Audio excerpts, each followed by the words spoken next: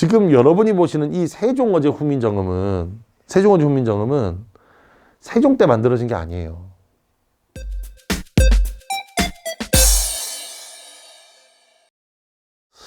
자, 그 다음 3번 가볼게. 3번. 자, 어디에다 하냐면, 나라 말씀이 주면 안 되는데.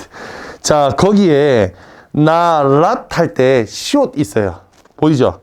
자, 시옷에다가 동그라미 치시고 3번 달아봐. 여기가 배워야 될 게 많은데, 일단 첫 번째, 여기에다가 3번 달아봐. 시옷에다가. 자, 이게 뭐냐면 이런 거야. 원래 기본형은 나라지. 그러니까 이걸 그냥 그대로 풀이하면 나라의 말씀이 이렇게 된다고. 그러면 나라의 말씀이니까 이 시옷은 뭐냐면 뒤에 있는 체언을 꾸며주는 관형격조사입니다. 이해가 됐죠? 관형격조사야. 자, 그래서 뭘 배울 거냐면 3번. 지금부터 관형격조사를 배울 건데 이 중에서 여기는 이 3번은 내가 앞에다 이렇게 별표를 하나 이렇게 달아주면 요거 단골 손님이야. 알겠죠? 출제 단골 손님이야. 중세고 단골 손님. 아마 이제 모의고사나 이런 거 풀다 보면 심심치 않게 정말 자주자주 나올 거예요. 이해가 됐죠? 자, 이 관형격조사는 체언을 꾸며주는데 현대국어는 뭐냐면 현대국어에서는 의야, 의에 해당하는 거야. 조사. 의에 해당하는 거예요. 자, 이제 이 친구를 우리는 둘로 나눠야 돼. 중세 때는 얘를 둘로 나눠서 유정명사와 무정명사로 조금 나눌 겁니다. 유정명사와 무정명사로 나눌 거예요. 여기서 유정명사, 무정명사는 우리가 언제 했냐면 아마 세 번째 시간인가 한번 간단 지나하면서 넘어갔을 거예요. 유정명사는 뭐였냐면 사람이나 동물처럼 감정을 느끼는 명사. 이해가 됐어? 명사 종류할 때. 무정명사는 사람이나 동물을 제외한 나머지 명사. 이해가 됐어? 다시.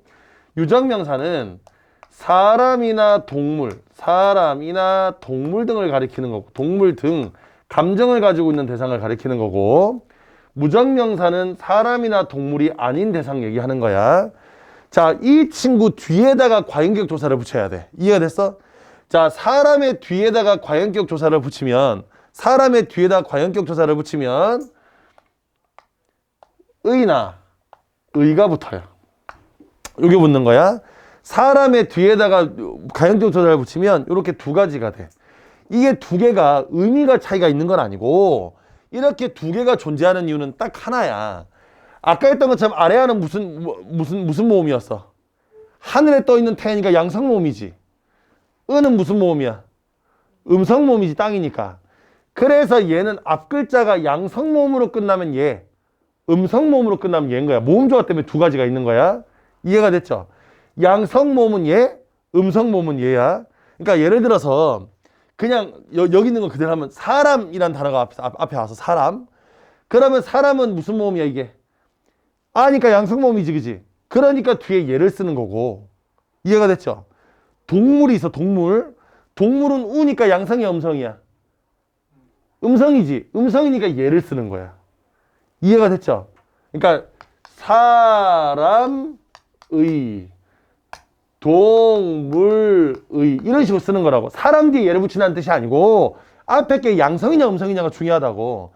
그래서 양성 모음이 오면 이 친구를 쓰는 거고 음성 모음이 오면 이 친구를 쓰는 겁니다. 이해가 됐죠? 이렇게 쓰는 거예요. 종류가 두 가지가 있는 거야. 그런데 무정명사는 사람이나 동물이 아니잖아. 그래서 사람이나 동물이 아니기 때문에 얘는 뒤에다가 시옷을 붙이는 거예요. 자, 그러면 날아갑니다.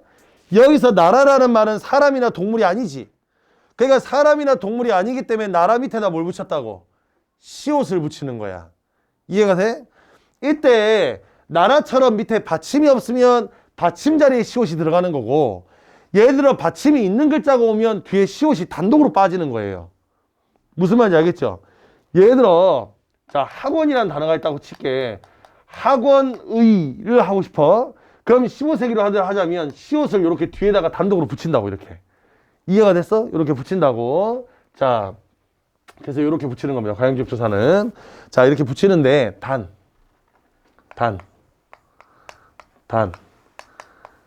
사람이나 뭐 동물 중에는 없을 거니까, 아니 동물도 있을 수 있죠. 사람이나 동물 중, 유적명사 중, 높임의 대상에게는, 높임의 대상에게는 원래 사람이나 동물은 뭘 써야 되는데? 의를 써야 되는데 높임의 대상에게는 시옷을 붙여요. 단 높임의 대상한테는 시옷 붙이는 거야. 그러니까 무슨 말이냐면 임금의 자리라는 표현을 쓴다고 치자. 원래 임금은 사람이니까 뭘 써야 돼? 의를 썼어야 되는데 임금은 높임의 대상이잖아, 그지? 높임의 대상이니까 이 자리엔 의가 아니라 시옷이 들어가는 거야, 이렇게. 지금 내 말이 무슨 말인지 이해됐나요? 이해됐어? 그래서 높임의 대상에게는 얘를 쓴다. 그런데 이거 지금 내가 이렇게 써드리긴 했는데 여러분이 외우실 필요는 없어요. 암기가 필요한 건 아니야. 왜? 뭘 줄 거니까? 보기를 줄 거니까. 이해가 됐어? 보기를 줄 거니까 얘는 보기에 나오긴 할 건데 여러분이 뭐는 기억하셔야 되냐면 요거는 기억을 해 두셔야 돼. 아, 사람이나 동물 중에 높임의 대상에 시옷을 쓰는구나. 그러니까 사람이나 동물 중에 높임의 대상 이렇게 예외되는 건 여러분이 좀 기억을 해 두셔야 됩니다. 사람이나 동물이라도 높임의 대상한테는 과연격 조사를 시옷을 쓰는구나. 이해가 됐죠? 시옷을 쓰는구나야. 자, 이렇게 기억하시면 될 것 같고요. 자, 그 다음 이번에 말싸미로 갈게. 말싸미로. 자, 말싸미로 가서 여기를 요렇게 밑줄을 친 다음에 여기다 4번 달아봐. 여기다 4번 달아봐. 요렇게 한 다음에 4번 달아볼게요. 자, 그러면 4번에 말싸미는 말씀 플러스 이야. 요걸 형태소로 분리하면 무슨 말인지 알겠죠? 말씀 플러스 이야. 자, 여기서 이제 여러분들이 두 가지를 판단해야 되는데 먼저 4-1번. 자, 첫 번째 뭐부터 가야 되냐면 이거부터 가야 돼. 여기는 이 말쌈이란 단어는 말쌈이야.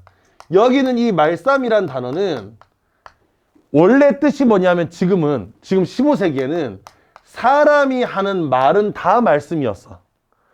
그런데 얘가 시간이 지나면, 자, 이 부동어는 뭐냐면 이렇게 변하면이란 뜻인 거야. 변하면. 얘가 이렇게 변하면 지금은 이 말씀이 뭐로만 쓰인다?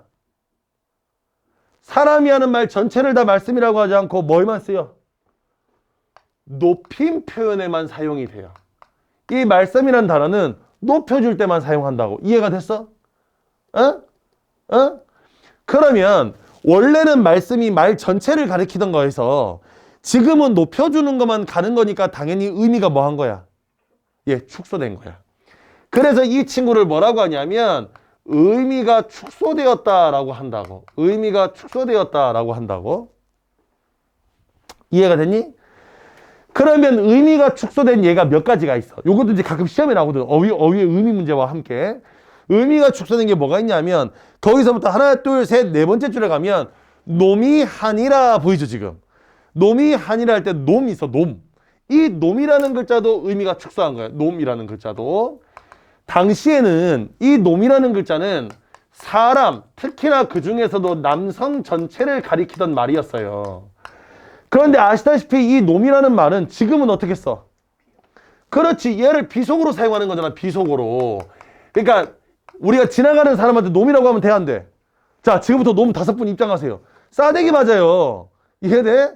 그래서 놈이라는 말은 지금 뭐 한다고 비속어로 의미가 축소가 된 거야. 이해가 됐니? 그러면 자, 남자가 나왔으니까 이제 여자도 하나 있어야지. 여자 뭐 있을까? 년 아니야. 계속 얘기해주면 년 아니에요. 뭐 있다? 예, 계집이 있어요. 이 계집이란 단어는 여성을 지칭하는 단어인데 그 중에서 어떤 여성을 이야기하는 거냐면 나한테 소중한 여성. 이 세상에 나한테 가장 소중한 여성이 누굴까? 예, 아내입니다, 아내. 자신의 아내를 가리키던 말이었어. 근데 지금은 집에 가서 아내한테 계집이라 그러면 어떻게 돼? 계집 나왔어. 밥 줘. 그러면 바로 그날 짐 싸야 돼요. 무슨 말인지 돼? 그날 짐 싸야 된다고. 그러니까 지금은 얘가 뭘로 쓰고 있냐면 비속어로 사용되는 거야. 그래서 의미가 축소된 거야. 이해가 됐니? 이해가 됐어? 아니, 똑같은 놈이나 계집이나 옛날에는 이렇게 막 썼지만 지금은 안 돼. 지금은 큰일 나요. 함부로 쓰면. 자, 그 다음 또 뭐가 있냐면 얼굴이라는 단어가 있어. 얼굴이 있어. 얼굴이 15세기에는 뭐였냐면 몸 전체의 형체를 가리키던 말이었어. 지금 내 말이 이해돼? 그래서 예를 들어서 고전 시간에는 얼굴이 예쁘단 말 안 써. 얼굴이 좋다. 얼굴이 좋다가 무슨 뜻이야? 이 얼굴이 좋다는 뜻이 아니야. 뭐가 좋다고? 몸 전체 형체가 볼만하다. 전체적으로 아름답다 이런 뜻이야.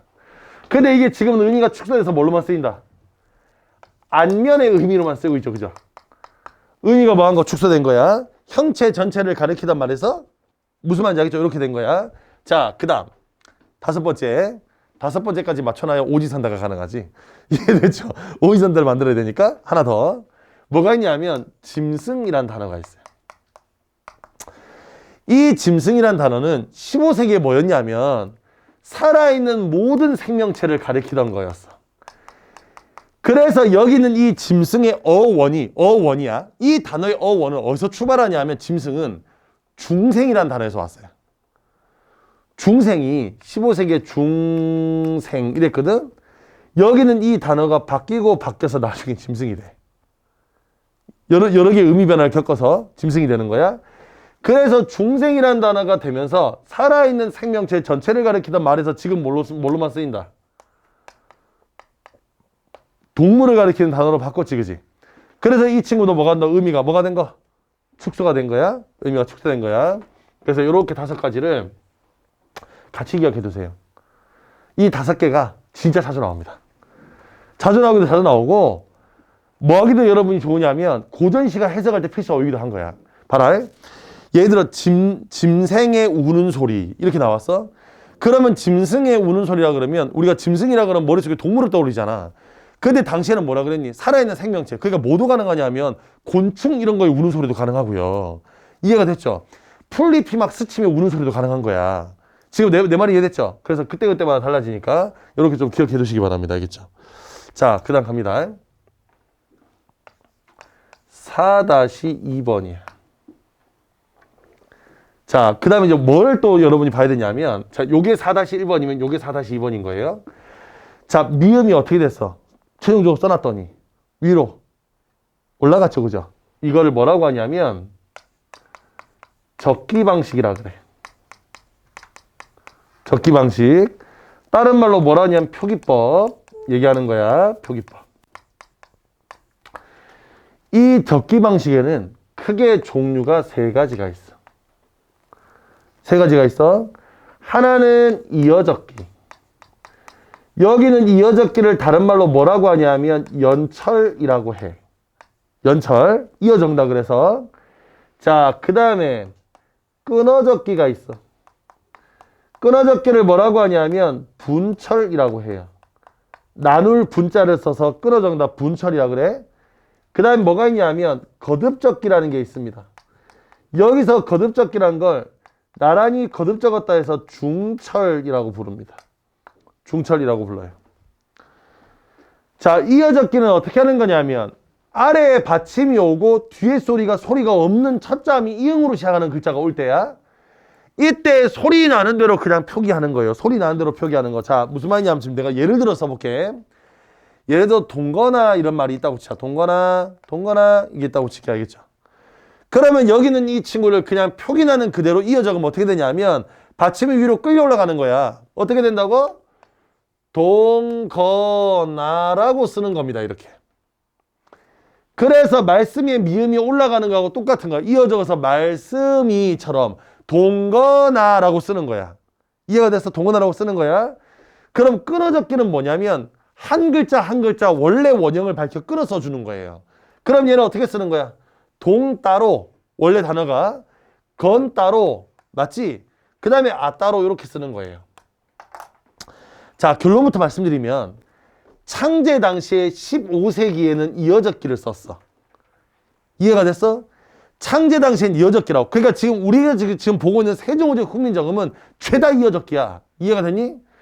그러고 있다가 16세기가 되면 원래 글자를 원형으로 쓰고자 하는 사람들이 생겨났어. 그래서 끊어적기가 나오기 시작한 거야. 지금 여기까지 무슨 말인지 알겠죠? 끊어적기가 나오기 시작한 거야. 그러면 끊어적기가 나오기 시작했다는 말은 모두 다 끊어적기로 썼다는 뜻이 아니라 대체적으로 무슨 적기로 쓰기 썼는데? 대체적으로 무슨 적기를 쓰기 썼는데? 이어적기를 쓰긴 썼는데 제가 중간중간에 껴있다는 뜻입니다. 알겠죠? 지금 내 말이 이해됐어? 중간중간에 껴있다는 뜻인 거야. 자, 그래서 얘는 끼게 된 거야. 끊어적기가 끼게 됐어요. 그래서 16세기에 끊어적기를 썼는데 아까 얘기했죠? 16세기 말에 어떤 새끼가 들어온다고? 저 외국 오랑캐 일본 원숭이 새끼들 들어온다고. 알겠죠? 이 새끼들 들어오면 국어 문법 다 망가졌다 그랬잖아. 망가진 거 어떤 사태가 발생했냐면 글자를 쓰는데 이걸 이어적기로 써야 될지 끊어적기로 써야 될지 헷갈리는 거야. 이해가 돼? 헷갈리기 시작한 거야. 에라 씨발 다 쓰자. 뭔지 알겠니? 모르겠으니까 이것도 쓰고 저것도 쓰자. 그럼 어떻게 되냐면 이렇게 되는 거예요. 동 따로 쓰고 끊어적기니까 건도 따로 쓰는데 어떻게 써야 될지 모르겠으니까 에라 씨발 한 번 더 쓰자. 동건나가 되는 거야. 알겠죠? 이해돼? 동건나. 동건나라고 쓰는 거야. 이걸 거듭적기라 그래. 그래서 이거 몇 세기 등장한다고? 17세기에. 이해가 됐어? 동건나라고 나오기 시작한 거야. 자, 그럼 여기서 이제 응용 문제야. 우리 표준발음법 제1조 1항의 내용이 뭐냐면 소리 나는 대로 적되 어법에 맞도록 함을 원칙으로 한다라는 구절이 있어요. 1조 1항이야. 자, 소리 나는 대로 적되 이게 표음 방식이라 그래. 표음주의. 그러면 소리 나는 대로 적는 건 둘 중에 어느 거야? 그치? 이어적기가 소리 나는 대로 쓰는 거예요. 이해됐죠? 이어적기가 소리 나는 대로 쓰는 거야. 이 친구가 소리 나는 대로 쓰는 거예요. 이 친구가 소리 나는 대로 쓰는 거야. 자, 그러면 끊어적기는 어법에 맞도록 최대한 원형을 유지하면서 쓰는 거예요. 그래서 얘가 뭐랑 같이 내기가 좋으냐면 그 표준발음법 1조 1항과 함께 현대국어와 같이 연결해서 출제하기가 좋아요. 현대국어에서 그런 거 있잖아. 왜? 소리 나는 대로 적는다. 원형을 유지한다. 이런 말들의 맞춤법 규정들이 있어. 얘와 결합할 때는 이 소리가 원래 소리가 나지 않으면 소리 나는 대로 적는다. 이 소리가 이렇게 난다 하더라도 원형을 유지하여 쓴다. 이런 구절들이 있어. 이런 거랑 연결돼서 나오기가 좋아. 이해가 됐어? 여기까지 같이 연결해서 기억을 해야 돼. 그래서 요렇게 오다가 다 하나 또 물어볼게. 그래서 현대국어는 뭐야? 예. 현대국어는 이 세 가지 중에서 어느 쪽으로 가기로 했냐면 우리 주시경 선생님께서 글자가 이어적어 놓으면 원래 원형이 너무 심각하게 훼손되므로 지금 무슨 방식? 끊어 적기의 방식대로 쓰자라고 통일을 한 거야. 그래서 지금 우리 현대국어는 대체적으로 끊어 적기를 쓰고 있는 거예요. 이해가 됐죠? 대체적으로 이게 현대국어에서는 대체적으로 끊어 적기로 쓰자라고 한 거예요. 다 됐어? 아니, 초반에 지금 우리가 할 게 많아서 그렇지 요거 한 3분의 1점 넘어가면 할 거 없어. 그러니까 그런데 지금 봐봐. 해보니까 느껴지지만 정말 이게 세종어지 국민정음으로 이렇게까지 많이 공부할 수 있다니까. 차근차근 공부하면 많은 거 배워. 근데 이거를 우리가 내신때 그냥 외우기만 했지 따지고 보면 이 안에 국어 문법적인 측면이 정말 잘 녹아져 있어요. 잘 녹아져 있습니다. 자, 그 다음 갑니다. 나라 말싸움이 뒹기게 달아. 여기서 N은 굳이 번호 안 달게. 얘는 바로 가서 그냥 그 밑에서 써봐. 여기서 뒹기게 달아 할 때 여기는 이 N은 지금 현대국어로 표현하자 뭐가 되냐면 과가 돼. 과랑 같아요. 뭘 해주는 거냐면 이걸 비교 부사격 조사라 그래. 비교 부사격 조사라 그래. 자, 그러면 요거는 요렇게 읽으면 되겠지. 나라 말씀이 중국과 달라. 이해됐죠? 중국과 달라서 문자와로 서로 사마띠 아니할세. 자, 사마띠에다 밑줄 한번 꺼보세요. 자, 거기 사마띠에다 5번 한번 달아볼까? 5번 달아보세요. 자, 사마띠에다 5번 다시고, 자, 지금부터 사마띠 가겠습니다. 자, 사마띠도 우리가 두 가지를 배워야 되는데 뭘 배워야 되냐면, 자, 일단 5번 해서 사마따라는 말은 원래 기본형이 시옷이 아니라 치옷이고 플러스 D가 돼 있는 거야, 이렇게. 자, 거기다 써봐. 요게 원형이야. 사마따라는 말의 글자의 원형은 저렇게 생겼어. 사마따 플러스 D야. 자, 그럼 일단 5-1번 첫 번째부터. 자, 원래 원형은 치읓인데 지금 여러분 보니까 뭘로 써져 있어? 시옷으로 써져 있지, 그지? 이게 뭐와 관련이냐면 종성법하고 관련이 있어요. 자, 5-1번은 종성법이야. 저 치읓 때문에 종성법이야. 요거 얘기하는 거야. 요거 얘기하는 거야.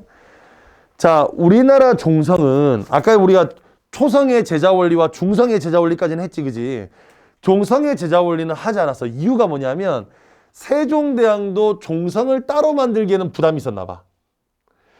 그래서 종성이 나오는 그 세종어제 해례본에 종성이 나온 구절 가서 뭐라고 돼 있냐면 초성은 이렇게 만들어야 돼.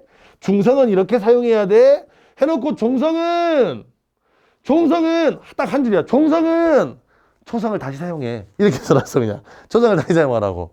이해가 됐어? 그래서 이 종성법은 일단 시기적으로 보면 크게 4개로 나뉘는데 크게 4개로 나뉘어. 일단 창제 당시에는 종성, 부용, 초성이라는 말로 중성, 부용, 초성이란 말로 창제 당시에 썼다. 요거는 창제 당시야. 이 글자를 창제하던 당시에는 종성, 부용, 초성이라고 써져 있다. 자, 말은 어려운데 해석해 볼게요. 종성은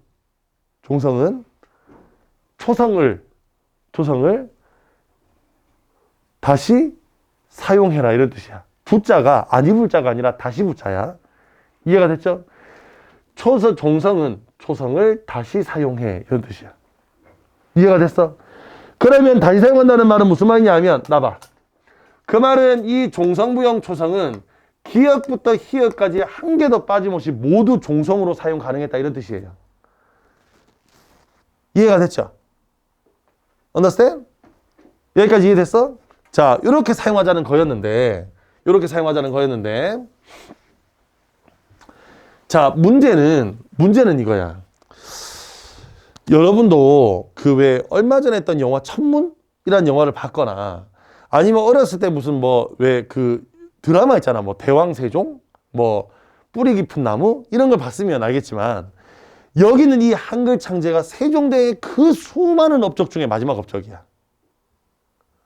그러니까 사실은 세종대왕이 어렸을 때부터 왕이 되고 난 이후부터 이 한글 창제를 염두에 두고 많은 연구들을 했어요. 그런데 차마 이 한글을 반포할 수가 없었던 거예요. 이유는 알죠, 그죠? 당시에 조선 유학자들은 이걸 원하지 않았어. 백성들이 글자를 갖는 걸 원하지 않았다고. 산업공상에 그 다음에 사대부 계급과 평민 계급의 확실한 계급 구분이 있는데 이걸 함부로 글자를 주면 얘네가 분명히 양반을 없이 여길 거라 생각했다고. 이해가 돼? 그래서 반대했단 말이야. 그래서 왜 드라마 보면 밀본이네 어쩌네 막 조직 만들어가지고 막 의도적으로 집현전학자들 막 암살하고 막 그랬다고. 이거 못하게 하려고. 근데 결국 우여곡절 끝에 만들었어. 근데 만들었는데도 불구하고 신하들이 계속 반대를 하니까 차마 반포를 하지 못하고 묵혀두다가 1443년도에 여기 있는 걸 완성을 하고 46년도에 반포를 했어요. 반포하는데도 3년이 걸렸어. 3년. 만들자마자 완성하자마자 반포한 게 아니라 그것도 3년이나 걸렸어. 그리고 48년도에 죽어요. 세종대왕은. 마지막으로 그걸 반포하고 2년 뒤에 죽는다고. 그러고 난 다음에 임금은 누가 됐냐 하면 문종이 돼. 태정태세 문단세 알잖아. 문종이 돼. 자, 이 문종이 됐는데 이제 문제는 이거야. 세종대왕이 너무 오래 살았어. 이게 가장 문제예요. 세종대왕께서 나이가 70몇 세까지 살았나 그래. 겁나 오래 살았어. 그래서 어렸을 때 이미 문종은 세자가 됐어. 세자 책봉이 이미 어렸을 때 세자 책봉이 됐어. 그리고 난 다음에 이제 원래 세종대왕이 계속 나이가 먹고 연로하니까 아들이 대신 일을 봐야 된다는 그걸로 세자를 항상 자기 그 회의하거나 뭔가 할 때마다 이렇게 앉혀놓고 같이 이제 업무를 봤다고. 지금 그 왜 영국 가면 영국의 황제가 누군지 아나? 영국의 아직 그 여왕이죠. 엘리자베스 2세. 나이가 100세가 넘었어. 가실 때가 됐는데 가질 않아. 근데 그 아들이 찰스 황태자거든. 나이가 이제 80이 다 됐어요. 우리가 황태자 그러면 약간 젊은 왕자 있잖아. 왜 흰 옷 입고 막 이렇게 말 타고 이런 거 해야 되는데 나이가 이제 80이 다 됐어. 얼마 전에 코로나도 걸려가지고 죽을 뻔했어요. 이러다가 여왕보다 황태자가 먼저 가겠어. 문종이 딱 그랬다고. 이미 그러다가 왕이 됐을 때는 나이가 50이 넘은 거야. 근데 옛날 조선시대 성인 남자의 평균 나이가 48세였거든? 이미 문종도 살 만큼 산 거예요. 뭐로써? 세자로서. 이제 왕이 좀 돼서 한번 해볼까 그랬는데 벌써 이미 연로한 거야. 그래서 몇 년 있다 죽어. 그러면서 자기의 신하들을 불러 모아놓고, 특히 집현장학자들을 불러 모아놓고, 야, 나 이제 갈 건데. 우리 아버지 때문에 내가 몇 년 못하고 간다. 근데 또 문제는 문종이 아들을 또 늦게 봐요. 후사가 늦었어. 나이가 40이 넘어서 낳은 자식이 하나 있었어. 이름이 단종이야. 그래서 얘 좀 어떻게 좀 해줘라. 앞만 봐도 내 동생이 왕위를 노리는 것 같은데. 그 왕이 누군지 알죠? 예, 수양대군 얘기하는 겁니다. 수양대군. 세종에게는 아들이 셋 있었어요. 근데 마지막 막내는 이름도 까먹었다. 얘는 뭐 별거 없고, 얘는 노래와 그림을 좋아하여 어렸을 때부터 집 나가가지고 졸라 기생집에 살았어. 그래서 이 새끼는 아무것도 아니야. 왕이 아무것도 아니야. 그 다음에 문종은 세자만 36년인가 됐어. 그러다 왕이 됐는데 몇 년 만에 죽어요. 아래 동생에 수양대군이 있는데 이 새끼가 좀 범상치 않아. 그래서 신하들을 불러 모아놓고 내 아들을 부탁했다고, 단종을. 그러면서 가장 이제 원로 대신이었던 김종서, 이제 우리 사군 육진 개척한 사람, 그 사람한테 얘를 맡겼다고. 그런데 이게 공격을 해야 죽여. 그 지가 왕이 돼. 이게 세조야. 잘 들어봐라. 내가 왜 갑자기 이제 그 한국사를 지금 하고 있냐면, 지금 여러분이 보시는 이 세종어제 훈민정음은 세종 때 만들어진 게 아니에요. 지금 우리가 세종대왕께서 이런 얘기를 하셨을 것 같잖아. 세종대왕이 한 얘기가 아니야. 세종대왕은 아마 마음속으로 이런 생각을 하고 있지 않았을까 하고 추정해서 쓴 거야. 그럼 이거 언제 쓴 거냐? 제목 보세요. 제목이 뭐라고 돼 있어? 선생님, 제목에 세종어제 훈민정음이니까 세종이 어제 임금의 뜻으로 만들어진, 아니 맞는데 이미 여기는 요거의 제목이 세종이라고 달리는 순간 이건 세종이 살았을 때 기록이 아니라는 뜻이야. 세종은 본인이 죽을 때까지 지 이름이 세종이 될지를 몰라. 세종이란 이름은 누가 정해주는 거냐 하면 그 후대 왕이 정해주는 거야. 집에서 요새 철인왕후 드라마 보시는 친구도 아시겠지만, 철인왕후 보면 왜 철종이 순조의 이름을 추존해줘요. 순조의 이름을 추존해줘. 그래서 뭐라 하는데, 이렇게 덕을 쌓은 사람은 종이라 하고, 업적인 사람 조라고 한다 해서 이렇게 칭해준다고. 그렇게 해주는 건 후대 왕이 해주는 거야. 이해가 됐죠? 그러니까 이건 이미 아니야. 그런데 문제는 문종이 하기에는 시간이 너무 짧았고, 단종은 왕 된 지 몇 년 안 돼가지고 저 삼촌한테 처지니까 결국 세종의 이름을 정해준 건 죽고 난 다음에 세조나 돼서야 이제 완성이 된다고. 이해가 됐어? 그리고 세조 5년이니까 당연히 세조가 집권한 지 얼마 안 됐을 무렵이지. 이때 여기는 이 세조는 생각해봐. 자기 조카를 죽였고 사약 먹여서 왕위를 찬탈했어. 그럼 당연히 정당성이 있어, 없어? 정당성이랑은 개뿔도 없어. 그러니까 이 정당성을 확보하기 위해서 누구를 담기로 결심을 했냐면 이 시대의 최고의 성군이었던 아버지를 따라하기로 한 거야. 그래서 아버지가 하던 모든 사업을 물려받아요. 그래서 했던 여러 가지 사업 중에 첫 번째 사업이 바로 한글 정비 사업이야. 아버지가 마지막 업적으로 했는데 엉망이야. 그래서 자기 딸에는 백성들을 사랑하는 어떤 애민하는 왕의 어떤 이미지를 보여주기 위해서 신하들의 반대도 무릅쓰고 여기는 이거를 정비 사업을 합니다. 그리고 나왔던 게 바로 여기 훈민정음 언해본이야. 이걸 만들었다고. 그리고 그 언해본 서문에다가 우리 아버지가 이런 얘기를 하셨던 것 같아 라는 이름으로 이걸 받아 붙여놓은 거야, 이걸. 이해돼? 그러면서 이제 필요한 여러 가지들을 정비하는데 그 중에 가장 먼저 손댔던 게 얘예요. 왜 얘를 손댔냐면, 나봐. 얘를 왜 손댔냐면, 봐. 이게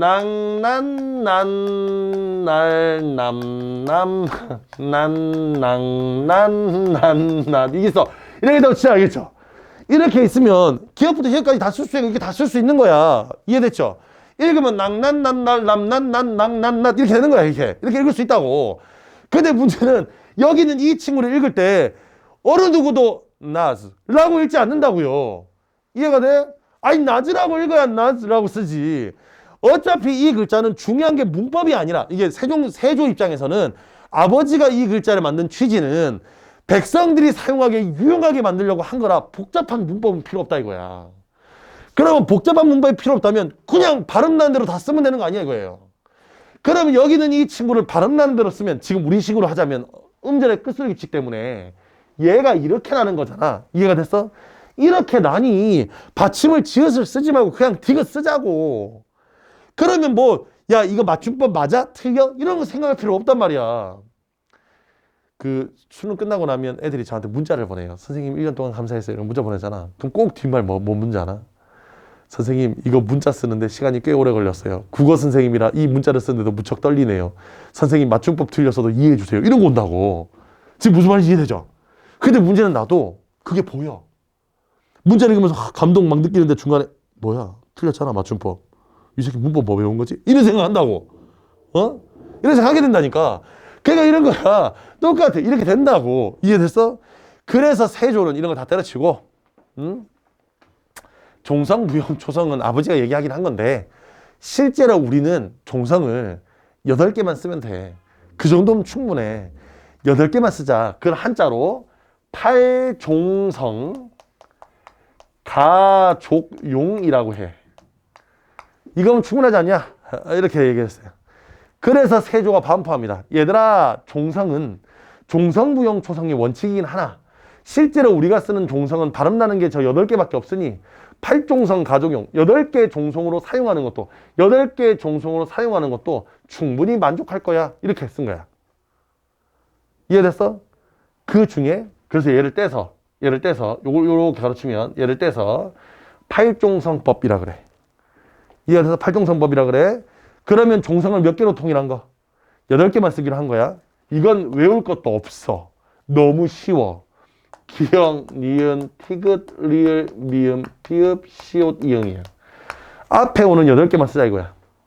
뒤에 오는 것들은 다 앞에 거로 통일하고 이렇게 8개만 쓰자야. 자, 여기서 여러분 2가지를 판단해야 돼.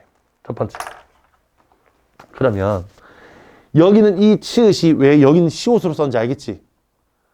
이건 세조 때 만든 거니까 뭘 적용했어? 팔종성 가족용을 적용해서 치읓이 시옷 된 거야? 만일에 얘가 창제 당시에 쓰여진 거면 받침이 뭐였을까? 그냥 치읓 그대로 썼을 거예요. 근데 이건 세조 때 쓴 거라서 뭘 썼다고 받침을? 시옷을 쓴 거야. 여기까지는 다 됐어? 자, 여기까지는 다 됐죠, 그죠? 시옷을 쓴 거야. 자, 근데 이제 이것도 중요한 게 있어. 잘 봐라.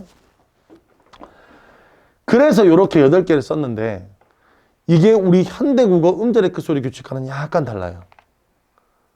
뭐가 들어가 있어 저기에? 가느다란 물방울이니까 시옷 빼야 되잖아, 그지? 그런데 디귿도 있고 시옷도 있어. 요게 포인트야. 자, 받침에 디귿도 쓰고 시옷도 쓸 수 있었다는 이 말이 무슨 뜻이게? 당시 15세기에는 디귿과 시옷의 받침 소리가 서로 달랐다는 거야. 그러니까 디귿도 쓰고 시옷도 쓴 거예요. 지금 내 말이 이해돼? 지금은 시옷 받침 발음 안 나서 다 디귿으로 발음하지. 음절의 끝소리 때문에. 맞잖아. 야, 이거 어떻게 발음해? 낫 되는 거지. 나스 하지 않잖아. 그런데 당시에는 나스 했다고. 이해됐어? 얘는 낫이 되지만 얘는 나스 했단 말이야. 그렇게 했겠지. 몰라. 정확히 발음은 모르겠어. 내가 세종대 사람은 아니니까 해. 그런데 나스 했단 말이지. 그래서 얘는 당시 발음이 아마도 달랐을 것이다. 당시에는 아마도 발음이 달랐을 것이다 하는 거야. 그래서 이 2개를 구분해서 쓰기로 한 거예요. 여기까지 됐어? 자, 그러면 요렇게 팔종성을 썼어. 자, 그러다가 또 시작이야. 16세기 말에 누가 들어왔다고? 일본 원숭이 새끼들이 들어오는 바람에 한글이 뭐 했다? 혼란스러워졌다. 그러니까 여러분들은 일본을 좋아해야 될 이유가 하나도 없는 거예요. 야, 시험만 개복잡하게 만들었잖아. 아니, 씨발, 왜 임진왜란 이렇게 해가지고, 이렇게 개 복잡하게 만들고, 없었으면 간단할 걸 이렇게 만들었다고, 이 쌍놈 새끼들이. 이해돼? 자, 다시. 그래서, 임진왜란 이후에 이 팔종성에 있는 디귿 받침과 시옷 받침도 헷갈린다며, 이걸 하나로 통일했어요. 이거를 뭐라고 하냐면, 칠종성 가족용이라 그래. 칠종성 가족용이라 그래. 그러니까 국어를 가르치는 입장에서는 일본이 진짜 암 같은 존재야. 뭐만 하면 생각해봐. 일제강점기 없었으면 일제강점기와 관련된 문학작품 다 없어지겠죠. 지금 무슨 말인지 돼? 맞잖아. 일제강점기가 없었다면 일제강점기와 관련된 문학작품은 없는 거예요, 이 세상에. 지금 너네 그것 때문에 골머리 썩고 있잖아. 일본 새끼들이 임진왜란 일으키지 않았으면 이런 거 안 만들어졌다고. 일본 새끼들이 임진왜란 일으키지 않았으면 영웅소설은 이 세상에 태어나질 않았을 거야. 분담소설이나. 그러니까 일본이 여러분한테 한 만행이 커. 일본을 좋아할래야 좋아할 수 없다고. 비록 나는 펜을 제트스트림을 쓰고 있지만, 나는 비록 펜을, 시그널을 쓰고 있지만, 일본을 좋아할 수는 없다고. 일본을 좋아할 수는 없다고. 그건 어쩔 수 없잖아. 모나미가 너무 똥이 나오니까. 맞죠? 그죠? 그건 어쩔 수 없잖아. 모나미가 너무 똥이 나와요. 아, 그거 좀 괜찮더라, 이 펜. 그래, 모나미. 모나미가 새로 요새 펜 하나 만들었는데, 이게 FX153. 요거 펜이요. 요거 생각보다 좋아요. 요 똥이 좀 덜 나와. 전에 거 모나미 똥 졸라 나오거든? 근데 요 똥이 좀 덜 나와. 나도 이거 사서 써봤는데, 예. 이거 괜찮아요. 그래도 약간 필기감이, 예, 조금, 제트스트림 진짜. 하필 또 지금 회사 이름도 미쓰비시야. 회사 이름도 미쓰비시야. 네. 좀 더 분발했으면 좋겠어요. 예. 혹시나 이제 이 영상 내가 유튜브에 올릴지 아닌지 모르겠는데, 모나미 관계자 보고 있다면, 좀 제발 좀 잘 만들어 주세요. 알겠죠? 좀 이게, 좀 그래. 좀 그래. 어쨌든. 지금 요거는 최근에 잘 나왔어. 잘 나와서 나도 써보고 있는데, 나도 제트스트림을 어떻게 벗어나 보려고 써보고 있는데, 약간 아쉬운 점이 있어. 뭔가 좀 아쉬워, 이렇게. 항상. 그래서 저 카메라, 소니 거라니까? 저거 살 때 진짜 열심히 뒤져봤어. 뒤졌는데 나오는 내용, 대체 상품 없어. 그래가지고 결국 저거 샀다니까. 저거 사가지고 막 혼자 양심에 같이, 저거 언제 샀냐면 그때 한참 일본 분매할 때. 그때 저 카메라 썼거든? 사면서 졸라 막 양심이 찔려가면서. 근데 방법이 없어. 카메라는 사야 되겠는데. 저 삼성 관계자 여러분 보고 계시다면 카메라 좀 만들어주세요. 알겠죠? 아니, 그 좋은, 핸드폰 카메라 그 기술로 저 카메라 못 만드냐고. 홈 캠코더를. DSLR 이런 거 좀 만들어주세요. 좀. 요새 이렇게 언택트 시대에 카메라 필수예요. 좀 만들어주세요. 삼성전자. 자, 나 보세요. LG전자가 더 이상 핸드폰을 안 만든대. 이제 핸드폰 사업을 접었어요. 자, LG전자 여러분, 이제 핸드폰 안 만들잖아. 그러니까 카메라 만들어주세요. 알겠죠? 카메라 좀 만들어주시기 바랍니다. 참. 근데 그래. 그래가지고 이게 좀 양심에 찔리고 막 그래. 집에 있는 유니클로 옷들은 다 갖다 버렸거든. 진짜 다 갖다 버렸어요. 어차피 가격도 싸기도 싼데, 그거 말고도 많잖아. 뱅뱅 이런 거 있잖아. 뱅뱅. 뭐 이런 거 있지 않나? 저거? 이름 뭐지? 하여튼 그런 거 있으니까 뭐 어떻게 쓰면 되는데, 이게 대체할 수 없는 것들이 몇 가지가 있어. 저런 거 대체할 수가 없잖아. 그래서 펜도 되도록이면. 자, 칠종성 가족용이야. 자, 여기서 7개만 남아. 자, 잘 봐야 돼. 기역, 니은 남았는데, 우리가 알고 있는 음절의 끝소리대로 하자면 디귿이 남아야 되는데, 디귿이 안 남고 디귿이 사라져요. 그러면서 뭘로 통일되냐면 시옷으로 통일됩니다. 요거 주의하셔야 돼. 디귿이 사라져. 디귿이 사라집니다. 그래서 요렇게 시옷만 남아요. 디귿이 시옷으로 가는 거야. 그래서 요렇게 시옷이 남았다는 거 기억해 두셔야 되고요. 당연히 여기 있는 이 팔종성 가족용은 아까 했던 대로 하자면 15세기. 여기는 칠종성 가족용은 17세기가 되면 요렇게 바뀌게 됩니다. 자, 그런데 이제 마지막은 뭐냐면 이런 거예요. 나봐. 그래서 요렇게 하기로 했는데 1933년 주시경 선생이 한글 맞춤법 대사전을 만들면서 방을 맞춰 대사문제를 만들면서 다시금 이 논쟁을 정리해. 어떻게 정리하냐면 문제가 요렇게나 요렇게 쓰는 건 아까도 얘기했다면 소리 나는 대로 쓰는 거지. 맞잖아. 이 둘은 뭐라고? 소리 나는 대로 쓰는 거야. 그러면 얘는 소리 나는 대로 표기하는 거다 보니 자연스럽게 뭐가 깨져? 글자의 원형을 유지할 수가 없어요. 그러면 이 단어가 원래 무슨 단어였는지 알 수가 없는 거야. 그래서 주시경 선생이 대사전을 편찬하면서 원래 7종성과 8종성으로 바뀌어버렸던 그 단어의 원형을 다시금 돌려놨어. 무슨 말인지 돼? 원형을 돌렸다는 얘기는 어디로 갔다는 얘기야, 다시? 예, 다시 이걸로 갔다 이겁니다. 알겠죠? 그래서 종성, 부용, 초성으로 돌아오고요. 종성, 부용, 초성으로 돌아오고 요건 현대국어에서 이렇게 사용하기로 한 거야.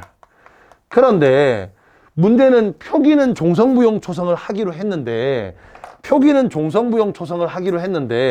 문제는 발음은 다 할 수 있어 없어?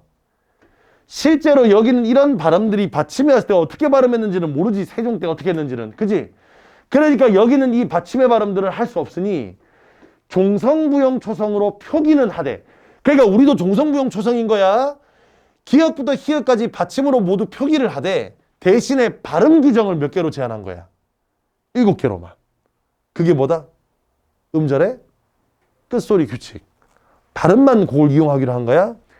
표기는 종성부용 초성을 하되 발음은 음절의 끝소리 규칙을 따르기로 합니다. 음절의 끝소리 규칙을 따르기로 한 거야. 그래서 쓰기는 다 쓰고 발음만 7개로 하자. 이렇게 정해버린 거예요.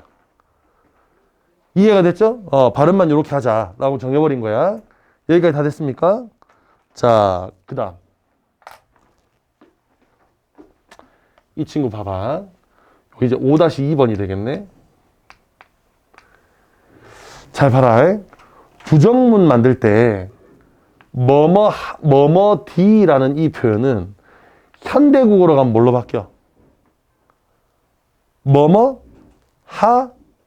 지로 바뀌어. 뭘로 바뀐다고? D는 지로 바뀝니다. 자, 그러면 우리 의문의 변동 배웠던 것 중에 한번 떠올려 볼게. 디귿이 지읒으로 변하는 현상은 하나밖에 없어요. 뭐가 있어? 구개음화. 뭐라고? 구개음화밖에 없는 거야. 디귿이 이를 만나서 지읒되는 건 구개음화밖에 없어. 이해가 됐어? 그러면 여기는 이 단어가 이렇게 변하게 된 것은 뭐에 영향을 받은 거? 금방 했던 것처럼 구개음화에 영향을 받은 거예요. 이게 이렇게 변하게 된 것은 구개음화에 영향을 받은 거예요. 그럼 그 말은 얘들아, 그 말은 15세기에는 구개음화가 뭐 하다는 얘기니? 있었어, 없었어? 없었으니까 D로 쓰는 거야. 무슨 말인지 돼? 북한 같은 경우에 중세국어에 이렇게 흔적이 많이 남아있어요. 그래서 왜 말할 때 보면 이런 거 하잖아. 내래 먹지 말라오. 이런 거 하잖아, 왜? 먹지 말라오. 그래서 먹지 말라오. 이걸 서울말로 바꾸면 뭐한다고? 먹지 말아라. 이렇게 되는 거지, 그지? 그러니까 이렇게 D라고 쓰는데 지금은 이게 G로 바뀐 거야. 하디. 이렇게. 이해가 됐어? 그래서 다시 정리하면, 잘 봐라. 15세기에는 뭐가 없었다? 구개음화가 없었어요. 결론부터 내주면 15세기에는 뭐가 없었다고? 구개음화가 없었다고. 그런데 구개음화는 몇 세기부터 생겼을까? 몇 세기부터? 이쯤 되면 난 느낌 오지 않아? 또 어떤 새끼들이 문제라고? 일본 원숭이 새끼들 때문에 문제라고. 그래서 몇 세기에? 17세기가 되면 구개음화라는 것이 만들어졌다. 그러면 하디가 하치가 된 건 몇 세기 이후? 17세기 이후다. 이건 뭐에 영향을 받은 거냐면 히라가나에 영향을 받은 거예요. 히라가나에 영향을 받아가지고 일본에 보면 글자가 몇 글자 없어. 히라가나 같은 경우에. 그렇게 발음 편한 글자로 바뀌다 보니까 하디가 하지가 된 거야. 이해가 됐어? 이렇게 영향을 받은 거라고. 다 일본 새끼들이 문제다. 바뀌었다 하면 17세기인 거야. 이해됐죠? 바뀌었다 하면 17세기인 거야. 내가 왜 계속 이걸 강조하고 있냐면 이런 거야. 너네가 모의고사 풀어봐서 알겠지만 중세국어 관련 문제는 항상 문제가 지문에 보기 지문이 나오고 밑에 뭐가 나와? 이거의 출처. 뭐 어느 책에서 갖고 왔다 나오지, 그지? 그리고 괄호 쳐놓고 뭐가 나온다? 연도가 나와요. 왜냐하면 똑같은 책이라도 몇 년에 나오냐에 따라서 표기 방법이 달라져. 그러니까 똑같은 그 삼강행실도라는 게 있어. 삼강행실도. 이 동국 삼강행실도라는 게 세종 때 편찬한 거랑 세조 때 편찬한 거랑 저기 뒤에 가가지고 숙종 때 편찬한 건 다 달라. 이해가 됐어? 왜 다 다를까? 쓰던 시기에 표기 방법이 달라지기 때문이에요. 그래서 그걸 묶어서 물어본다고, 보통. 이 시기에는 있었는데 이 시기에 없어진 거. 이 시기에는 있는데, 이 시기에는 없는데 이 시기에 생겨난 거. 이해가 됐어? 그 중에 지금 이제 내가 이렇게 연도를 적어드리는 건 그런 문제들을 위해서 연도를 적어드리는 거야. 그럼 여기서 여러분 하나만 기억하면 돼. 아, 17세기가 되면 엉망진창이 되는구나. 17세기니까 앞에 연도가 뭘로 시작하겠니? 1600 땡땡년이겠지, 그지? 1600 땡땡년이 되면 없던 게 생겨나고 있는 게 사라지고 그래. 이해가 됐어? 그래서 그렇게 기억해 두시면 좀 편해져요.